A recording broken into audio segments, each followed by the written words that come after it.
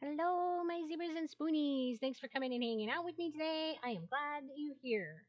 Today, I'm going to be talking about my experience with postural orthostatic tachycardia syndrome, or POTS, as an installment in the My Diagnosis series.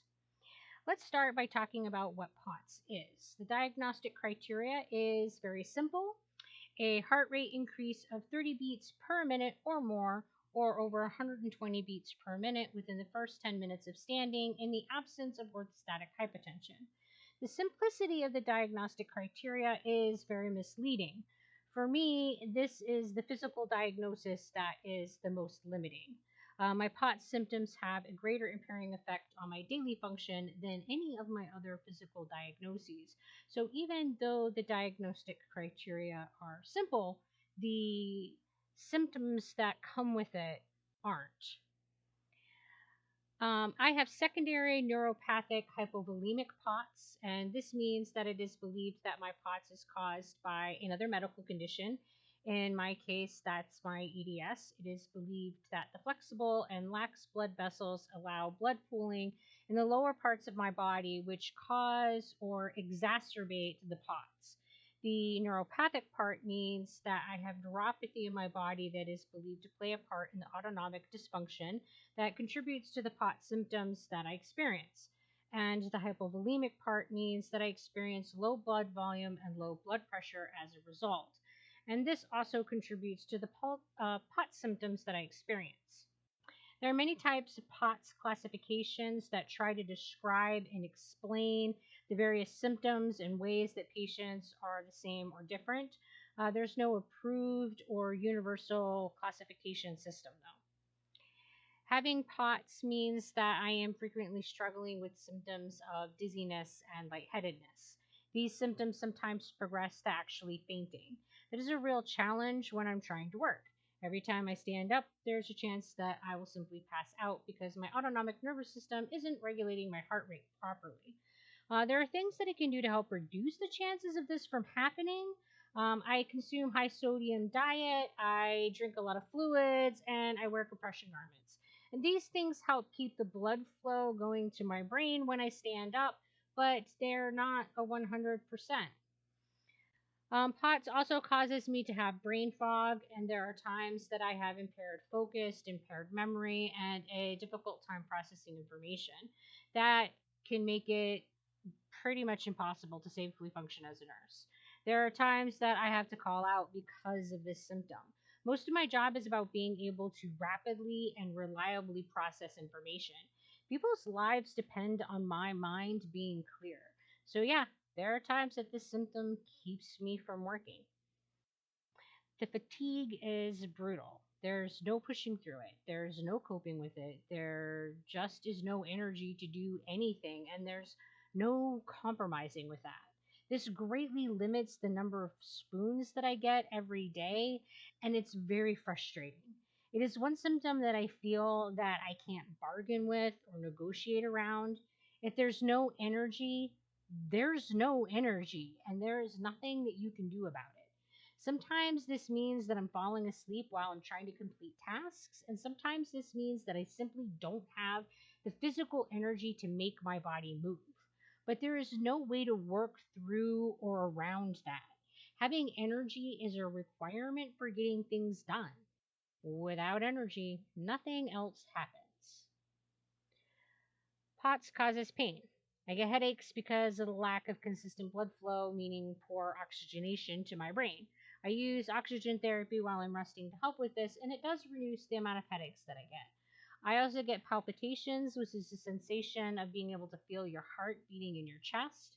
Most of the time, it is just a sensation that is a background noise in my life. It's kind of like breathing, something that's there, but nothing that I notice unless my attention is brought to it. But then there are times that it feels like my heart is going to burst from my chest. While I know that this is a harmless sensation, it's still anxiety provoking. There are times that the POTS causes me to have chest pain, and this symptom is a problem because it can mask other cardiac problems. Getting it checked out every time really is the wisest course. Yet that's expensive, and it's frustrating to have people in ED treat you like an idiot or like you're just being anxious because you're having this symptom checked. These symptoms can make it hard to sleep, which only makes the fatigue worse. Well, not sleeping really just makes everything feel worse. But it's really hard to fall asleep when it feels like your heart is going to burst out of your chest like an alien chest burster. And the anxiety that accompanies this symptom is also a factor in impairing your sleep. I mean, how do you not feel anxious when your chest hurts and your heart is trying to explode? Okay, well, it feels like that anyway. A common symptom of tachycardia is shortness of breath, and that means whenever I'm up walking around and my heart rate is up, I am also huffing and puffing, struggling to catch my breath. I often feel like I am not getting enough air. This is really what is really happening is that my brain's not getting enough oxygen because the blood is moving through at warp speed and nothing is being given the time it needs to hop off at the stations that those supplies are required at. This means that I don't have very good activity tolerance. I never have, and I never will. It doesn't matter how active I am, this will never improve because my brain will always struggle to get enough oxygen while I'm active because my nervous system does not know how to properly regulate my heart rate.